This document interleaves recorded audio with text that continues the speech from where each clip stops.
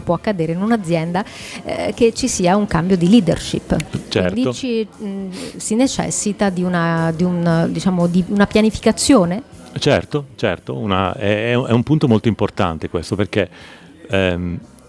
come sai la stragrande maggioranza delle imprese italiane sono imprese di tipo familiare. Certo. No?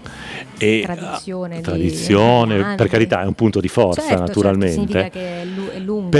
Però a un certo punto può capitare che o non hai abbastanza familiari perché l'azienda è diventata così grande, oppure i familiari non sono tagliati per questo tipo di attività. Interessati, o non sono interessati, tagliati, certo. no? Non sono interessati, certo.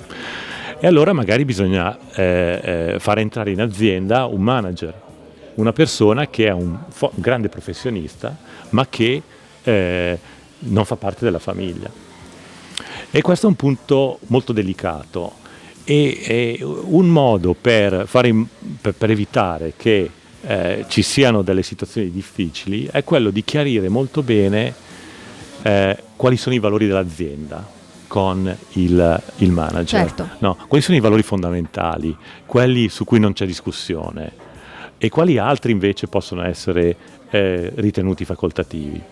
Questo è il primo punto. Il secondo punto è una chiara definizione dei ruoli, no? Cioè, io sono l'imprenditore, tu sei il gestore di un'area dell'azienda, certo. E definisco molto bene con te gli obiettivi SMART, no? Cioè, qual è la tua area, qual è il tuo perimetro di azione e quali sono i tuoi obiettivi. E non solo quello, ma anche metterò in atto una serie di momenti di confronto, no? Che hanno l'obiettivo di costruire quella fiducia, no? Perché certo. Per un imprenditore fare entrare un esterno a gestire certo. una parte della propria azienda non è semplice, è come toccare insomma un figlio, una figlia, insomma è come fare un trapianto, esatto. No? All'interno di un corpo, certo.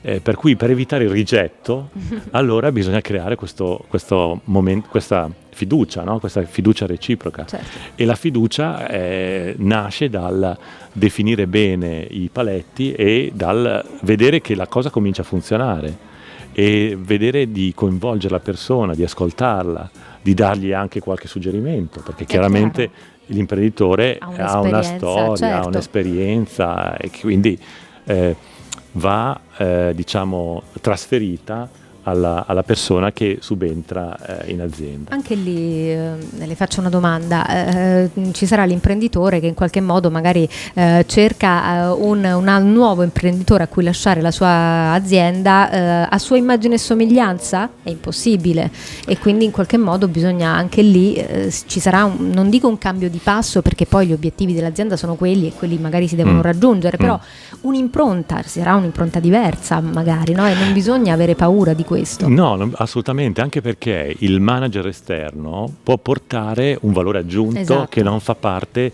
del bagaglio culturale dell'imprenditore. Magari è un manager che ha fatto esperienze in multinazionali e magari ha lavorato all'estero, per cui porta in azienda tutta una serie di elementi che possono essere utili all'azienda per sviluppare ulteriormente. Certo. Quindi magari una facilità nell'interazione con potenziali clienti esteri. Certo, porta un bagaglio di sue contatti. La conoscenza anche dell'elemento interculturale nella relazione con clienti esteri. Quindi gli imprenditori non devono vedere nel manager un qualcuno che magari non è completamente allineato. È per quello che è molto importante all'inizio dire: ok, mi hai convinto, ti porto nella mia azienda, ma questi sono i valori, certo, su cui non si possono avere discussioni. E torniamo ai paletti di prima, insomma, esatto. Giusto.